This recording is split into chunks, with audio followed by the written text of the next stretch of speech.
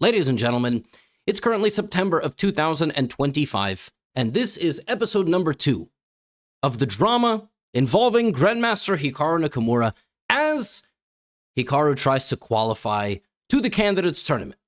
Now, in this video, I'm going to do a couple of things. Give you a little refresher of where we are and an update as to where this road is. I'm going to show you 2 games that Hikaru played against very strong players and how they actually put up incredible fights against Hikaru to prevent him from his qualification to the candidates. And also, I'm going to give you a special announcement about Chessly, my educational platform. I haven't talked about Chessly in quite some time. So, first things first, let me get the announcement out of the way, because I'm sponsoring my own video. In just a few days, we are bringing leaderboards to Chessly. We've been building this very fun, interactive feature for all of you to keep your learning sharp, fun, exciting. And in a couple of days, you can actually see this on your homepage here. I've opened up my testing account. And if you click on leaderboards at the very top, it will take you to this beautiful countdown. And what the leaderboards will look like is this. It's just a screenshot here. And you try to go up the leagues, or try to stay put, stay safe, or obviously get relegated, like in the Football Premier League.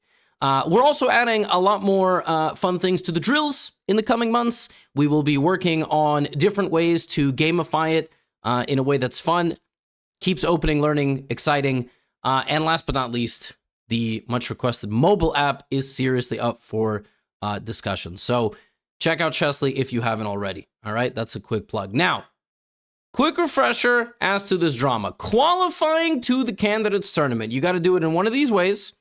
You could do it in the rating spot, but to do it in the rating spot, you got to play 40 games. Hikaru has only played 18 games. He has to play 22 more games, and he's doing that by playing in the Louisiana State Championship. If you don't know what Louisiana is because you're not American, that's fine. Don't worry about it. Purchased in, I don't remember, 1803 maybe, from the French? I don't know. Anyway, point is, all 37 chess players in the state of Louisiana showed up to play in this championship. I'm, of course, joking. Actually, it looked like a very nice venue. And Hikaru is playing, and he needs to play qualified opponents in FIDE-rated games to make it to the spot. So Hikaru's not trying to gain rating. He is trying to play the 40 games. And in the 6th round of the tournament, he was playing Nicholas Mata, a very strong player. 2250 FIDE, actually played Nicholas not long ago. And in the next round, Hikaru played a Nigerian player who played for the Nigerian Olympic team. There are not like a crazy amount of grandmasters in Nigeria. Frankly, I'm not sure there even is one. But this person played like 10, 15 years ago for the Nigerian Olympic team of chess. So I will be showing you both of these games, and we will look at how Hikaru manages to defeat these individuals. Also, Hikaru gave an update that he will not try to become the #1 ranked player in the world by playing more of these tournaments. So stay posted right here for any and all updates. Hikaru opened with the move d4 against Nicholas. We have d5, c4, e6, Queen's Gambit declined, and we have this. Black generally, historically, has put the bishop on e7 in this position. That doesn't particularly matter. Nowadays, everybody is allowing the exchange. Queen's Gambit declined, and there it is. White now plays bishop here and basically argues I have 2 center pawns to your 1 center pawn, and I'm going to develop with e3, queen c2, bishop d3, knight e2, f3, castle e4.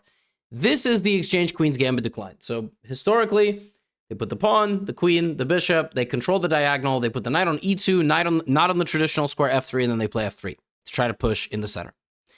Hikaru plays bishop d3, which is a normal move. And then here, instead of playing queen c2 or knight e2, he plays knight f3. So knight f3 is not like, it's not the move that you're used to seeing. It's a very natural move, but it's not the critical test of the position. Mata plays rook here, which cannot get more natural than that, sliding the rook over by 1 square, right? Hikaru castles, and now, you want to finish up your development over here, so you pin the knight to the queen, and the next move is knight bd7. Now let's see how Hikaru outplays a 2300 rated player, a player that is better than literally everybody watching this video right now, unless there's some grandmasters, let me know in the comments, but how does Hikaru do it? How does the second best player in the world do it? Queen c2, First things first, allowing the knight to be taken and opening the king, right? The thing is, if you do that, white will then slide the king over to h1 and use the g file. Now, as a beginner, you're taught you don't want to open your king, for sure. But as you get better, you learn when to break the rules, and this is one of those moments. You do not care about this, not to mention the fact that pawn's a target because the knight is pinned to the queen. We have h6. Hikaru slides the bishop back to h4. Black finishes developing, and after 11 moves, the position is completely in the balance. Now, the best move for white is to move the knight out of the way, and then play rook to e1. Hikaru plays rook to e1. He is obviously looking for imbalance. He is leaving the knight there to be captured because he would like to slide the king over and get that play going. Now, at this point, black has to play a move that doesn't do too much, like a queen to c7. You know, I guess that move does create a threat, and the threat would be to take the knight and then to take the pawn.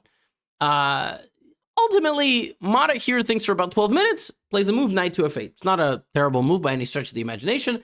One of the key plans of the queen's gambit decline is to put the knight there because the rook moved over, and then the knight oftentimes re-enters. Now, as far as my understanding of this opening goes, this is the wrong plan against this setup by white. Like, in the setup where this knight is on that square, this plan by black is the correct plan. My understanding of why the computer doesn't like this is the wrong plan against this particular setup. But I don't understand it much beyond that. And now his next move is great. Like here, what Hikaru wants to do is he wants to play h3, target this bishop, and even start a pawn run. Just start a pawn run against this bishop if it starts to, you know, back up. Mata plays bishop to h5. Hikaru plays f4.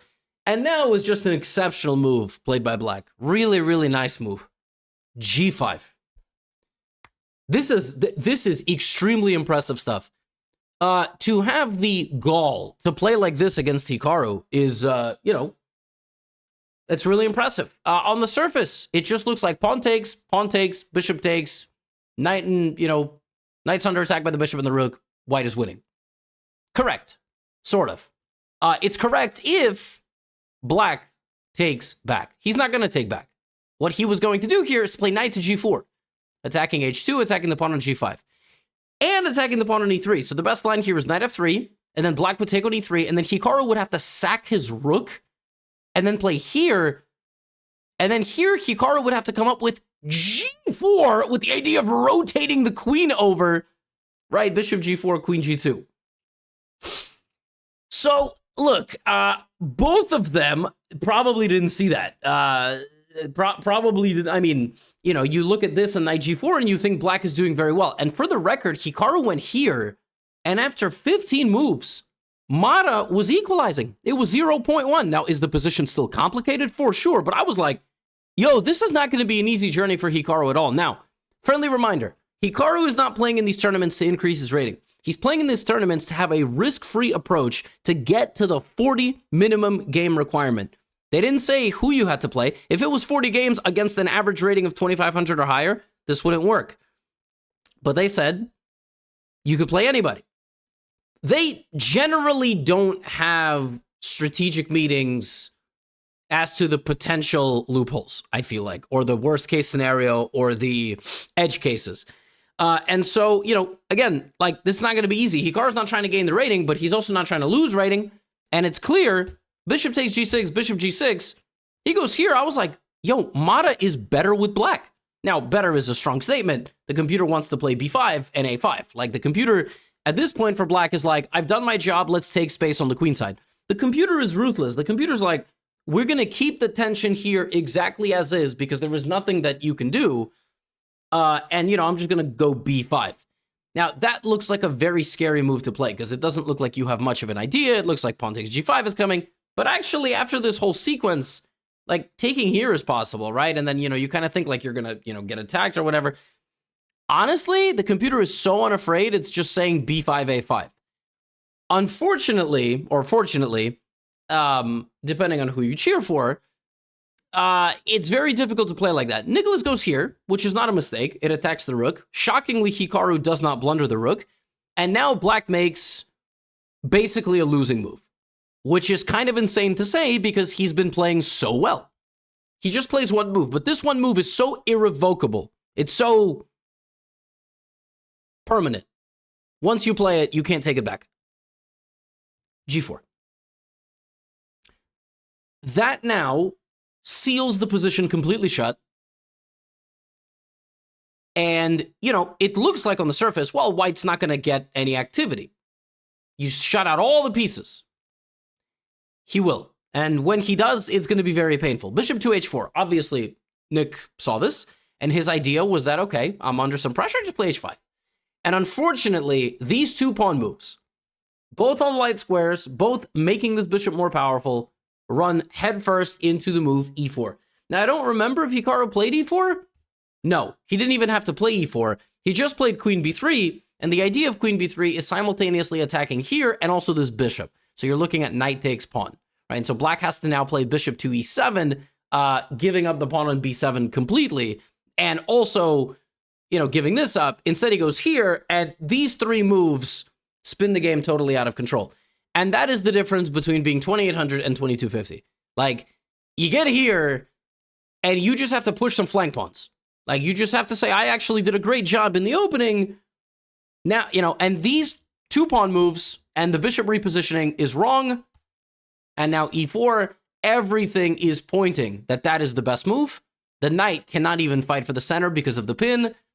This is under pressure. This is under pressure. And look, at some point, like, this whole side of the board will collapse. Like, black's king is so weak. The pawns are so far advanced. You just have a sense that it's just a matter of time, right?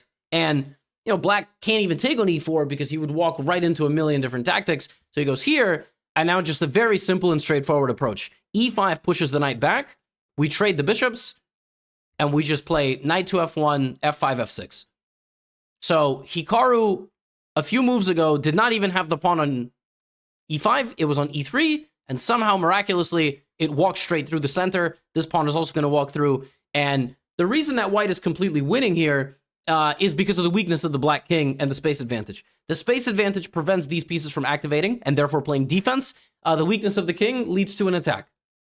And the person that wants the attack wants a locked center. And black has no way to unlock the center. The center can be unlocked with f6 or c5, both of which just, you know, weaken the king. The best move here for black is actually to play f5. And f5 is trying to, like, seal the, you know, the position completely shut. Just don't let white in. White is still winning, but you would need to lose this pawn. Nicholas doesn't want to lose the pawn, and that allows Hikaru enough time to stop f5 and go f5 and go f6. And I mean, it is just punishment. Look at this. The position completely ripped open. The rooks are coming in. Both rooks are going to get activated. The knight is going to join the party as well. And in this position, Mata resigns. His rook is hanging. He can't take with the knight because of back rank mate. And he literally played the game without a rook. He played the game without a rook. The hubris and the arrogance by Nicholas Mata to think that he could beat Hikaru without moving his rook. I'm just kidding. Obviously. No, it just went wrong. I mean, it all went downhill right as he got to the best position that anybody had against Hikaru in this whole tournament. Minus 0.1 with black. Yeah, again, I don't understand b5, a5, but I think the point is that you basically don't touch this. I think both sides here are at a mutually assured destruction. Now, the last game of the tournament was Hikaru playing with the black pieces against, like I said, Charles Campbell. And this was, again, I was reading this somewhere, and if I'm spreading fake news, I mean, what better thing to do on the internet, am I right, in 2025? But I'm pretty sure somebody was saying that this person played on the Olympic team of Nigeria in 2010 and 2008. Whether they just made that up for Reddit karma points, I have no clue. But that's what I saw. And again, this person's rated 2100, but let's put it this way. American 2100 and international 2100, very different things. Just very different things. d4, d5. So Hikaru is going for, obviously, 7-0, right? Knight here. And now he plays this move, dc4. I was actually kind of shocked he played this move, and I will tell you why. I used to consider playing this move, and, you know, dc4 is a very interesting move if white plays e4. If white plays e4, there's a lot of exciting lines like even b5, defending the pawn, counter-attacking. The problem when I was trying to play this move as a 2400 FIDE rated player is that most people would go e3. And now you simply enter a Queen's Gambit accepted, which Hikaru very happily, a6, bishop c4. And so now, you know, black's setup here is b5, bishop b7, pawn to c5, knight d7, bishop b7. Like, these are the next 5 moves. You can basically autopilot them. And that's exactly what happens. b5, White goes here. Now we have bishop b7. We have castles. We have knight bd7. And so now the critical plan by white is e4. And I have no idea what Hikaru was going to play if e4 was played. It's like e4, b4, counterattack the knight, takes here, and then... Yeah, I mean, I'm sure Hikaru would have figured it out in the end and won anyway, but it's just so interesting to me that he played such a variation. Like, I wasn't even playing this against 2200s because I was like, man, it's boring. And Hikaru's 700 points higher rated and he's playing this. So honestly, I'm kind of inspired. So white goes queen e2. The idea is to put the rook on d1 in a lot of lines. And now we have c5. So again, I told you, these are the moves. They're on autopilot. You try to get the opponent to take you so you can take with the bishop or even with the knight. Then your queen's going to go here. Position's quite symmetrical. Like you have a lot of similarities. But, you know, in the long run, black might actually have a little bit more activity than white. So rook to d1. And now Hikaru gets his moment to create a little bit of imbalance. He immediately takes on d4. So he actually spent 9.5 minutes here. 9.5 minutes. And I have a feeling Hikaru knew that the best move was to keep the tension.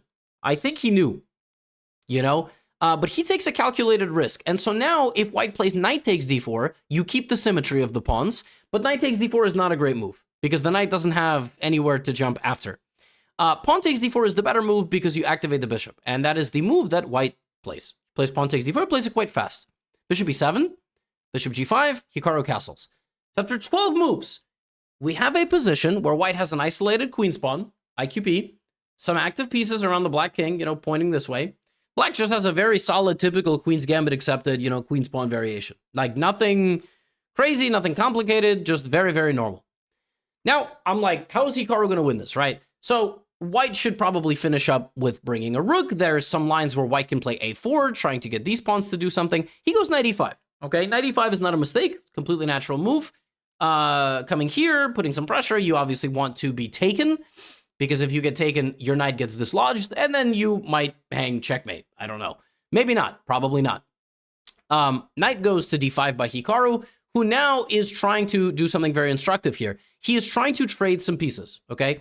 Why? Because white has an isolated queen's pawn. When you have an isolated pawn, the less pieces you have, like knights and bishops, queen, rook, the less powerful the pawn is going to be. Frankly, it's not going to be powerful at all. It's just going to be a weakness. It's going to be harder to defend.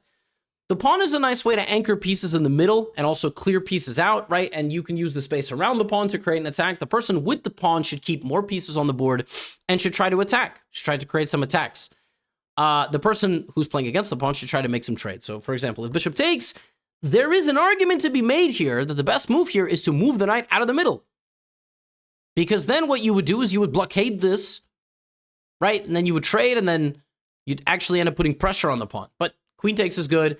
And like, if you traded everything, black is now -3, -0.4, because this pawn just becomes weaker. You trade a bishop, look at the evaluation now, right? And then one of my favorite instructive things to do, like this is very, very nasty, right? It's very nasty for black. Like defending this, you know, you're going to be miserable. This is going to be a miserable position for white to play this whole game out. So, queen h5. And now Hikaru comes the closest he has the entire tournament to losing his candidate spot, as Charles Campbell has threatened checkmate in one move. And I could not believe my eyes, because on his very next move, Hikaru stopped the checkmate. But he spent 10 minutes. Maybe he didn't see it. No, he was obviously calculating the difference between pawn to f5 and pawn to g6. Both weaken the king, one slightly more than the other. This also weakens that pawn.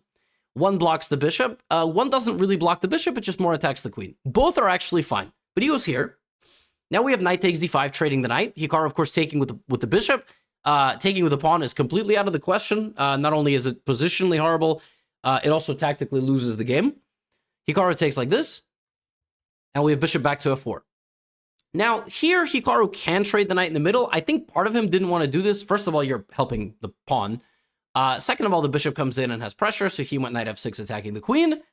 We have this, and queen b6. But for the second time in a row, 18 moves into the game, the position's equal.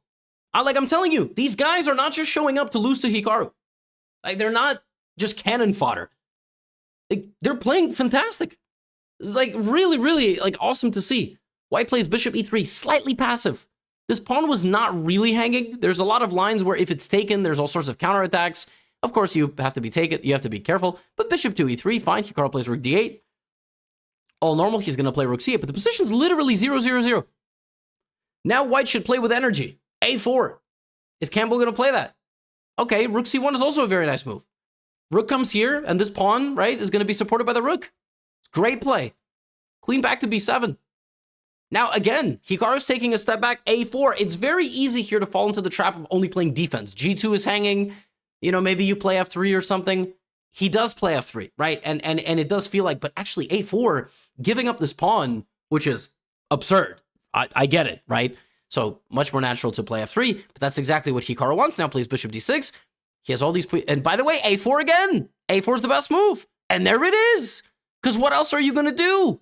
And now we see, right? You're like, this is great play. a4. Pawn takes a4 from Hikaru, opening up the queen over here. Rook is going to come in to take on a4. This is just a pawn hanging, and that's a pawn hanging. Not for free, but that's sort of the idea. Hikaru plays a5. Totally in the balance game. Bishop c4. Again, every player, no matter the level, at some point, there is a moment in the game you have to keep the tension. The best move here for white is to keep the tension, like a bishop to d2. Don't change too much. Slide the bishop over, target this. Don't try to, go too crazy. Knight c4, also trying to make an advantageous trade of knight for bishop, and also obviously putting some pressure here. Bishop c4, though, allows Hikaru now to do a nice little slice. He takes out, the blade. He chops the knight. Because the idea was to take with the knight, right? Now this. Now, you would think, wait a minute, Levy, we just talked the whole game about the isolated pawn, right? We just talked about how you want to blockade it. It's a liability in the long run. Well, again, every great player takes the game to the next level. And in this position, the next level is trading off both your bishops, having your knight hanging, but finding this beautiful square in the center of the board. And white's mistake there was the fact that that was not possible. This bishop was almost like a decoy in many ways. It was the knight that would have loved to end up on the d5 square, and now it does, and that knight is on an outpost. An outpost is a square, oftentimes in the opponent's position, but okay, in the center as well, where no enemy piece can remove you. It cannot be removed by a pawn, it cannot be removed by a rook. It's very well protected, and it will put pressure and jump into the position in the long run. Now, let's see how a 2800 wins an endgame against a master level player. First, we don't hang the rook. Rook c6 targets the pawn. We kick out the bishop. We don't, acknowledge. The bishop is now there, and now we play rook c8. A tactical defense of this pawn. Rook e6 is not possible due to rook takes here and queen to c8. Look at that tactic. If rook e6, take, queen c8, LPDO. Lose pieces, drop off. Lose pieces, drop off. Gotta always look for targets. I didn't even see the idea at first, but I found it using, tactics. Takes. Now you think I got to queen and bishop versus queen and knight versus Hikaru. It's an accomplishment, but you just fell into, the strength of the 2800. You don't have to be Magnus Carlsen to play this position out with black. You can also be Hikaru Nakamura. You can also be me. I mean, this is a very nice endgame for black. Now, Hikaru plays this next move in 40 seconds. He has 47 minutes on the clock. It's the best move. Centralizing your queen. Activating your queen. Queen c4. You don't have a threat. The idea is just overwhelming the opponent with activity. Can't take because the bishop hangs. So here, tricky. If this, queen d8 check. Don't simplify, a4. Dominating this pawn. White goes back to d4. Hikaru now walks the king. He doesn't need to do anything. He just brings the king. In an endgame like this, normally you don't want to bring the king because the queen is on the other side. But the queen can't leave because it has to defend everything. g3. Hikaru plays g5. Nice move. h4. And that's actually, shockingly, a mistake. Like, you want to play h4, you want to put some pressure. What's amazing about this position is that, if white just went back to f2, this would have taken a Herculean task to win. Hikaru would have had to march all the way into his opponent's position because there is no obvious weakness for white. Like in an endgame, you need at least 2 weaknesses to win the game. They're not even there. Where are the weaknesses? I mean, you would create them, but there's no obvious weaknesses. This, unfortunately, or fortunately, creates too many weaknesses. And the weaknesses are 1, 2, 3, 4, and the king. There's now knight jumps and everything. And by the way, king g6, epic move. And if queen g2 check, which, was it played? No. But if queen g2 check, guess Hikaru would have won king h5. You best believe it. Active king. No mate. There's no mate. This is hanging. Yeah, very, very instructive, I have to say. White plays f4, but you are just, this knight is beautiful. Queen b3, queen f3, queen g3, queen h3, knight f4. Here, beautiful. I mean, just a sexy move. Like, I just have to say, like, there is no obvious way into the white position. Unless you're 2800. Sack the queen. Hitting everything. Knight f4, if takes, but there's nothing else. White goes here. I mean, it's not every day you get to, I mean, this just shows the levels. It's like watching Alcaraz play tennis. You just like, how the what? Or Sinner, or Djokovic. Right? Queen f3, takes, the pawn falls. And now the outside pawn will decide the game. Charles Campbell played a fantastic game. I think if Charles Campbell played me, he probably would beat me in a classical game. Like, but Hikaru showed the levels. 35 moves.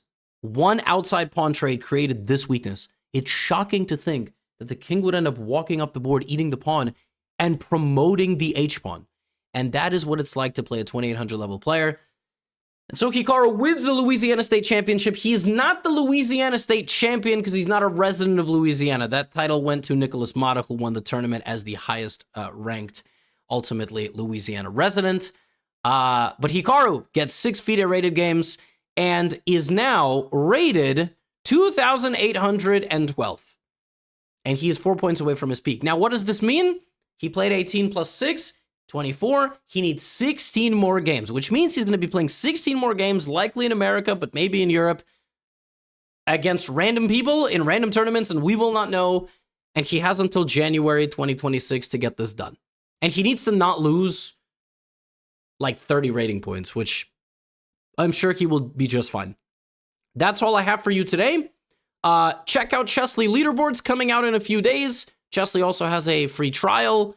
No card required. You could check that out because I'm an honest businessman. And yeah, great stuff coming on Chessly. Hopefully a mobile app in the future. We're going to keep making openings and opening study great for all of you. And that's all I have for you today. Get out of here.